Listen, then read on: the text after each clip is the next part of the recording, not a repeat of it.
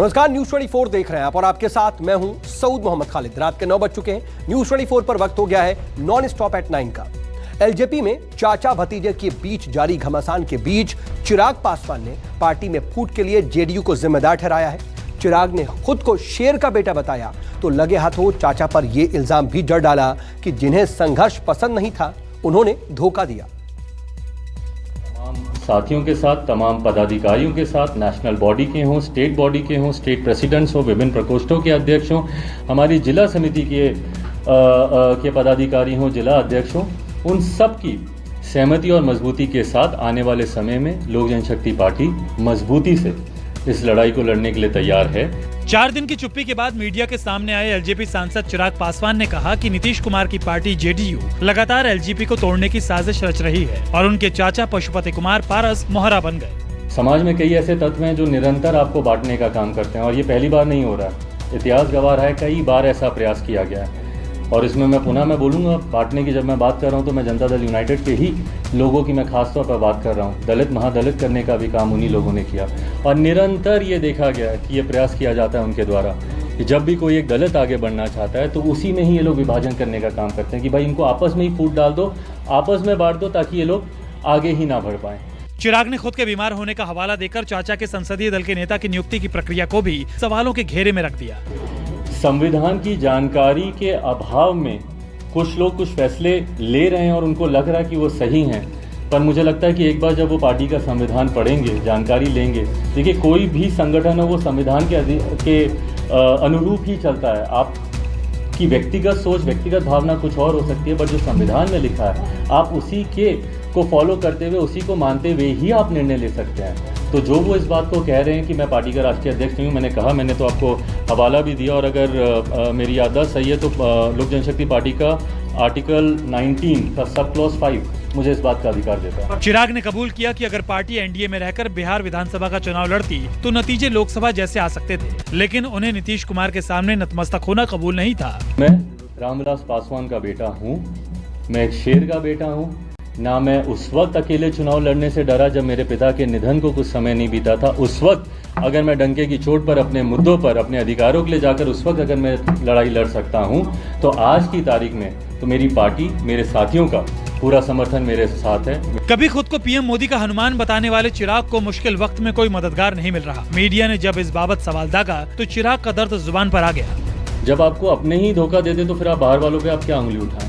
तो पहले मुझे इंटरनली इन चीज़ों को समझना ज़रूरी है, किसका हाथ है, बाहर से कौन कर रहा है, नहीं कर रहा है, ये बात की बात है। बट हाँ, इतना ज़रूर मैं बोलूँगा कि जनता दल यूनाइटेड के नेताओं ने जिस तरीके से भूमिका निभाई और जैसा मैंने पहले भी कहा कि एक परंपरा रही है बांटो और शासन करो की। इधर दिल्ली में बैठे बैठे भतीजे की जमीन खिसकाने के बाद पटना पहुंचे चिराग के चाचा ने साफ किया कि चिराग को संसदीय दल के नेता पद से हटाने का फैसला पार्टी ने लिया है। पशुपति कुमार पारस ने चिराग पासवान का नाम लिए बगैर कहा कि एक व्यक्ति एलजेपी के संविधान के खिलाफ 3 पद पर रहा, लिहाजा पार्टी को मजबूरन ये फैसला करना पड़ा। पार्टी का संविधान कहता है एक व्यक्ति एक पद, जो संविधान में लिखा हुआ है, स्वर्गीय पासवान जी के द्वारा लिखा गया है, उसमें है एक व्यक्ति एक पद। उस पार्टी के संविधान के विपरीत चिराग पासवान जी पार्लियामेंट्री बोर्ड के चेयरमैन भी थे, पार्टी के राष्ट्रीय अध्यक्ष भी थे और संसदीय दल के नेता भी थे। इसी के तहत इसी आरोप लगा करके कल कार्य समिति की बैठक में उनको राष्ट्रीय अध्यक्ष पद से मुक्त कर दिया गया। न्यूज 24 से खास बातचीत में पारस ने सवाल दागा कि चिराग ने उन्हें प्रदेश अध्यक्ष के पद से क्यों हटाया। पारस ने ये भी दावा किया कि चिराग की जिद के कारण एलजेपी बिहार विधानसभा चुनाव में एनडीए से अलग होकर लड़ी और पार्टी का सूपड़ा साफ हो गया। जहाँ हम लोग सरकार में आज रहते, केंद्र में हमारी पार्टी को लोग सरकार में रहते, बिहार में रहते, हम राज्यसभा में जाते, भाभी जी राज्यसभा में जाती है, विधान परिषद में जाती है, 12 जनपद बरकरार रहता। उस पर इन लोगों ने ये करके और गलत डिसीजन लिया पार्टी वर्कर की इच्छा के विरुद्ध। उसी दिन से पार्टी में बगावत का बू आया कि अब तानाशाही व्यवस्था नहीं चलेगी। इससे पहले पटना एयरपोर्ट पर समर्थकों ने पशुपति पारस का शानदार स्वागत किया। पारस के साथ पार्टी के राष्ट्रीय उपाध्यक्ष और हाल ही में पारस खेमे की तरफ से कार्यकारी अध्यक्ष बनाए गए सूरजभान सिंह को भी ढोल नगाड़े के साथ स्वागत हुआ। सूरजभान सिंह ने कहा कि गुरुवार को एलजेपी की राष्ट्रीय कार्यकारिणी की बैठक है और अगर चिराग को सद्बुद्धि आ जाए तो वे इस बैठक में जरूर आएंगे। सूरजभान ने कहा कि चिराग की एलजेपी अभी भी है, बशर्ते वो चाचा पारस का नेतृत्व कबूल कर ले। लोजपा के कार्यकारी अध्यक्ष सूरजभान सिंह इस वक्त हमारे साथ हैं। सर, ये बताइए, जिस पार्टी के लिए आप लोगों ने इतना मेहनत किया, आज वही पार्टी टूट गई? कहाँ टूट गई? आप लोग झूठे आग लगाने के लिए तैयार हैं। और भतीजे के अंदर चचा बहुत दिन काम किया, कुछ दिन भतीजा भी काम करके देखेंगे, उसके बाद फिर तो राजपाट नहीं कहा। लेकिन आप लोगों ने बंगले से बेदखल कर दिया चिराग पासवान। कल भी चिराग का पार्टी था, आज भी है, कल भी रहेगा। सूरजभान सिंह ने कहा कि वो सब जोड़ना चाहते हैं, ना कि तोड़ना। चिराग पासवान ने इतने दिनों तक पार्टी चलाई और अब अगर चाचा पार्टी चलाना चाहते हैं तो इसमें उन्हें ऐतराज नहीं होना चाहिए। उनके बाबूजी देखते दल को सिंचे हैं, हम लोग उसमें ईटा जोड़े हैं। कल भी था उसका पार्टी, आज भी है, कल भी रहेगा। दल में अस्थिर से बैठ के पांच को माथा पर तो नहीं चला, दल उन्हीं का है, राजा वही रहेगा। लेकिन राष्ट्रीय कार्यकारिणी की बैठक करके चिराग पासवान ने 5 सांसदों को निकाल दिया। और निकालने से उनका जिससे कि वहां से पावर खत्म हो गया। इधर बंगाल में विधानसभा का चुनाव तो खत्म हो गया, लेकिन सियासी खेला वहां अब भी जारी है और इसी सियासी खेला का शिकार हो गए हैं एक्टर से बीजेपी नेता बने मिथुन चक्रवर्ती। फिल्मी डायलॉग के जरिए लोगों को उकसाने के आरोप में मिथुन चक्रवर्ती को अपने जन्मदिन पर कोलकाता पुलिस के सवालों का सामना करना पड़ा। आमी जल ढोड़ाओ नई, बेले बोड़ाओ नई, आमी एकटा कोबरा गोखड़ो, आमी जल ढोड़ाओ नई, बेले बोड़ाओ नई, आमी जात गोखड़ो, एक छोबले छवि। एक्टर से राजनेता बनते ही मिथुन दा के बयान भी जहरीले हो गए। खुद को असली कोबरा बताने वाले मिथुन चक्रवर्ती ने कोलकाता के ऐतिहासिक परेड ग्राउंड के मंच से कई विवादित बयान दिए थे, लेकिन अब यही विवादित बयान मिथुन दा के गले की फांस बन गए हैं। हाँ, जानी जानी मारबो एखाने, लाश पड़बे श्मशाने। आमी जल ढोड़ाओ नई, बेले बोड़ाओ नई, आमी एकटा कोबरा गोखड़ो, आमी जल ढोड़ाओ नई, बेले बोड़ाओ नई, आमी जात गोखड़ो, एक छोबले छवि। 7 मार्च को कोलकाता के ऐतिहासिक ब्रिगेड परेड ग्राउंड में बीजेपी की रैली हुई थी, जिसे पीएम मोदी ने भी संबोधित किया था। इस रैली के मंच पर मिथुन चक्रवर्ती को बीजेपी में शामिल किया गया था।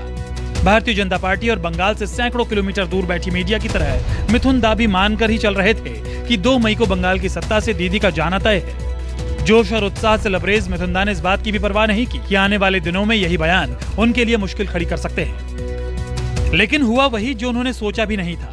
अपने जन्मदिन पर उन्हें पुलिस की पूछताछ का सामना करना पड़ा। कोलकाता की मानिकतला थाने की पुलिस ने वीडियो कॉन्फ्रेंसिंग के जरिए मिथुन चक्रवर्ती से 20 मिनट तक पूछताछ की। हाँ, जानी जानी मारबो एखाने, लाश पड़बे श्मशाने। आमी जल ढोड़ाओ नई, बेले बोड़ाओ नई, आमी एकटा कोबरा गोखड़ो, आमी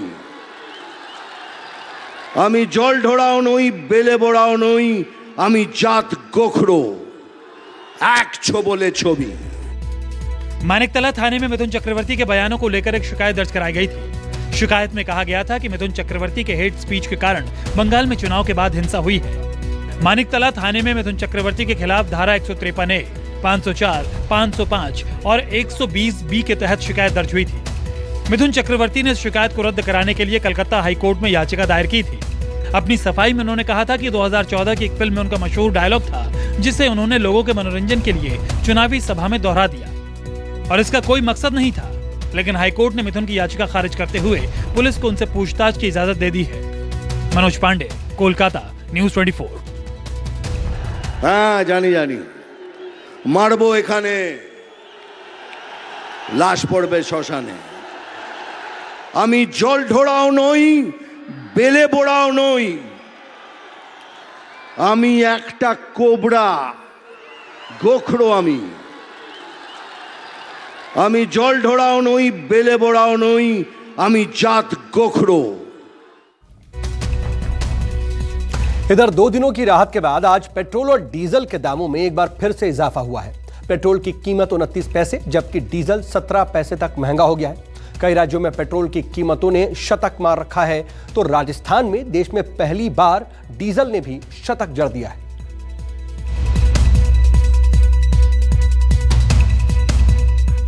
पेट्रोल की कीमत में 25 पैसे और डीजल की कीमत में 13 पैसे के इजाफे के बाद देश की राजधानी दिल्ली में 1 लीटर पेट्रोल 96 रुपए 66 पैसे का हो गया।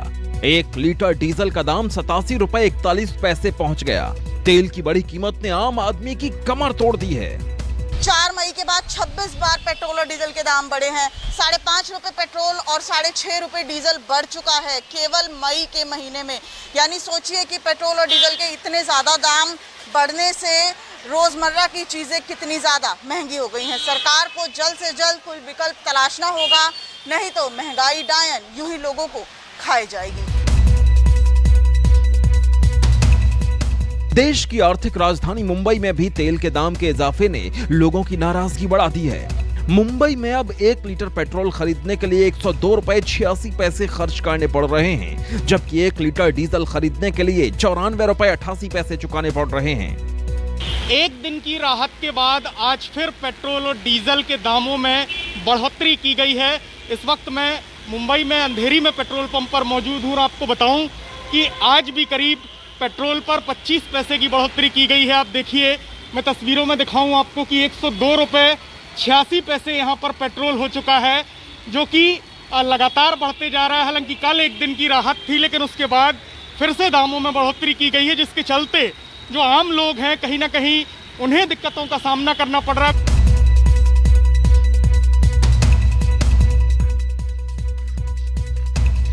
मध्य प्रदेश में 26 पैसे की बढ़ोतरी के बाद भोपाल में 1 लीटर पेट्रोल की कीमत 104 रुपए 91 पैसे हो गई, जबकि डीजल की कीमत 96 रुपए 10 पैसे तक पहुंच गई।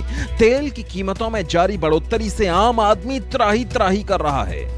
मध्य प्रदेश में पूरे देश के मुकाबले सबसे ज़्यादा पेट्रोल और डीजल के दाम है। उसकी वजह यह है कि मध्य प्रदेश सरकार यहाँ पर जो वैट है वो सबसे ज़्यादा लेती है। यहाँ पेट्रोल पर 33% और डीजल पर 23% वैट लगता है। इसके अलावा सरकार यहाँ पर अतिरिक्त तौर पर 4 रुपये 50 पैसे का पेट्रोल पर यहाँ पर अतिरिक्त तौर पर सेस लेती है, और इसके अलावा यहाँ पर आपको बता दूँ कि डीजल पर भी 3 रुपये सेस लिया जाता है। ऐसी स्थिति में पेट्रोल डीजल के दाम जिस तेजी से बढ़े हैं, इसके बाद मुश्किलें यहाँ पर जनता की खड़ी हो चुकी हैं।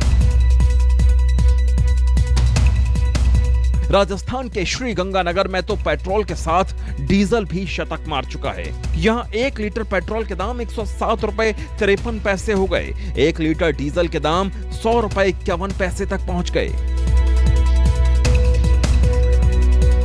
जयपुर में 1 लीटर पेट्रोल 103 रुपए 29 पैसे का मिल रहा है। वहीं 1 लीटर डीजल के लिए 96 रुपए 70 पैसे चुकाने पड़ रहे हैं। राजस्थान में पेट्रोल के बढ़ते दामों ने लोगों को बेहाल कर रखा है, क्योंकि इस वक्त गंगानगर में पेट्रोल 105 रुपए प्रति लीटर तक पहुंच गया और डीजल ने 100 का आंकड़ा छू लिया, यानी शतक मार चुका है। जयपुर की बात करूं तो यहां पर 103 रुपए 29 पैसे। पेट्रोल डीजल की बढ़ती कीमतों का असर रोजमर्रा के दूसरे सामानों पर भी दिखाई दे रहा है। दिल्ली में सरसों का तेल और रिफाइंड ऑयल के दाम भी आसमान छू रहे हैं। पेट्रोल डीजल की कीमतों में बढ़ोतरी हो रही है। ये केवल पेट्रोल डीजल की बढ़ती कीमतों तक ही नहीं है, पेट्रोल डीजल की कीमतों का सीधा असर रोजमर्रा की चीजों पर दिखाई दे रहा है। इस वक्त हम दिल्ली के एक डिपार्टमेंटल स्टोर में हैं और देखिए पूरा डिपार्टमेंटल स्टोर जो है वो खाली पड़ा हुआ है, लोग नहीं हैं। और इसकी सबसे बड़ी वजह यही है कि रोज़मर्रा की जो चीज़ें हैं वो बहुत महंगी हो चली हैं। इस वक्त मेरे साथ डिपार्टमेंटल स्टोर के हेड रंजीत जी हैं। रंजीत जी, इतने समय से हम यहाँ हैं, लोग नहीं हैं, कितनी जो है महंगाई की मार आप लोगों पे पड़ रही? हाँ मैडम, खुद ही देख रहे हो, कोई कस्टमर नहीं है, महंगाई बढ़ गई है, काम है नहीं है, परेशान बैठे हैं। आप 2 घंटे से बैठे हो, कोई है कस्टमर? बताओ मेरे को। क्या क्या चीज़ों में महंगाई हुई है? तेल है, सब चीज़ें बढ़ गई है, साबुन तो लेके सब चीज़ें बढ़ गई है। ये जो कीमत है ये कितनी बड़ी है? 100 रुपए के करीब, 80 तो 100 रुपए के बीच सब बढ़ गई है। 80 से 100 रुपए तक कीमत बढ़ गई है। सोचिए कि एक एक प्रोडक्ट पर 80 से 100 रुपए कीमत। ये मेरे हाथ में शुद्ध सरसों का तेल है, इसकी कीमत देखिए आप 214 रुपए। 1 लीटर की ये जो बोतल है ये 214 रुपए की है, जबकि 150 से 160 के बीच में मिल जाती थी। वहीं अगर हम बात करें सोयाबीन ऑयल की तो देखिए 190 रुपए की ये थैली इस वक्त है, जो कि 100 से 110 रुपए में बहुत आराम से मिल जाती थी।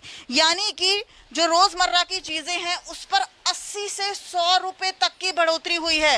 ऐसे में सरकार पर तो आर्थिक संकट मंडरा रहा है, लेकिन लोगों पर ये जो संकट है इसे कौन दूर करेगा, ये सवाल अभी भी बना हुआ है। कैमरामैन दीपक शर्मा के साथ दिव्या अग्रवाल, दिल्ली, न्यूज़ 24। इधर कोरोना की वैक्सीन कोविशील्ड के 2 डोज के बीच के गैप को बढ़ाने पर आज सरकार ने सफाई दी। पिछले महीने केंद्र सरकार ने कोविशील्ड वैक्सीन की 2 डोज के बीच गैप को बढ़ा करके 12 से 16 हफ्ते तक कर दिया था, जिसके बाद कई तरह के सवाल खड़े हो गए थे। एक महीने पहले जिस वक्त देश भर में वैक्सीन की कमी को लेकर सरकार सवालों के घेरे में थी, उसी वक्त वैक्सीन कोविशील्ड को लेकर केंद्र सरकार ने एक बड़ा फैसला किया था। कोविशील्ड की 2 डोज के बीच समय अंतराल 6 से 8 हफ्ते की जगह 12 से 16 हफ्ते कर दिया था। इस फैसले पर विवाद हो गया था। ऐसा फैसला वैक्सीन की कमी की वजह से किया गया है, लेकिन अब सरकार ने सफाई देते हुए कहा है कि फैसला वैज्ञानिक साक्ष्यों और तथ्यों पर आधारित है। National technical advisory group of immunisation के चेयरमैन एन.के. अरोरा ने भी मंगलवार को स्पष्ट किया कि 2 खुराक के बीच अंतराल बढ़ाने का निर्णय वैज्ञानिक साक्ष्यों पर आधारित है और पूरी तरह पारदर्शी है। अरोड़ा ने कहा कि समूह की बैठक के दौरान इस फैसले को लेकर कोई मतभेद नहीं था और सर्वसम्मति से ये सिफारिश की गई। केंद्रीय स्वास्थ्य मंत्रालय ने एक ट्वीट में ये जानकारी दी। सरकार ने समूह की सिफारिशों को स्वीकार करते हुए सभी केंद्र शासित प्रदेश और राज्यों को नए दिशा निर्देश जारी किए थे। इसमें सीरम इंस्टीट्यूट ऑफ इंडिया की वैक्सीन कोविशील्ड की 2 खुराक के बीच समय अंतराल को बढ़ाकर 12 से 16 हफ्ते किया गया है। वहीं केंद्रीय स्वास्थ्य मंत्री डॉक्टर हर्षवर्धन ने भी ट्वीट कर कहा कि कोविशील्ड की 2 खुराक के बीच अंतराल बढ़ाने का निर्णय वैज्ञानिक आंकड़ों के आधार पर पारदर्शी तरीके से लिया गया है। भारत में ऐसे हेल्थ डेटा के आकलन का बेहतरीन तंत्र है। बेहद दुर्भाग्यपूर्ण है कि ऐसे मामलों में भी राजनीतिकरण किया जा रहा है। दरअसल विवाद तब सामने आया जब NTAGI से जुड़े 3 वैज्ञानिकों ने कहा कि 2 डोज के बीच अंतर बढ़ाने को जरूर कहा था, लेकिन 12 से 16 हफ्ते का गैप रखने की सिफारिश नहीं की थी। आज सरकार ने इस पर सफाई दी। Bureau report, news 24। और रुकेंगे यहाँ पर एक बहुत छोटे से ब्रेक के लिए। आप बने रहिए न्यूज़ 24 के साथ।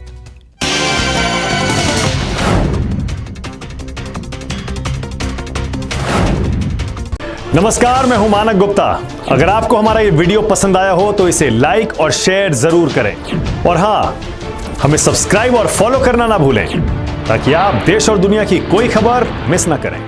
चाहे कोई ब्रेकिंग न्यूज हो या कोरोना वायरस से जुड़ी कोई भी अपडेट, पॉलिटिक्स हो या आपकी जेब से जुड़ी कोई खबर, इलेक्शन की कोई न्यूज हो, कोई कंट्रोवर्सी हो या फिर कोई वायरल वीडियो, सब कुछ मिलेगा न्यूज़ 24 पर। तो जुड़े रहिए हमारे साथ और देखते रहिए न्यूज़ 24।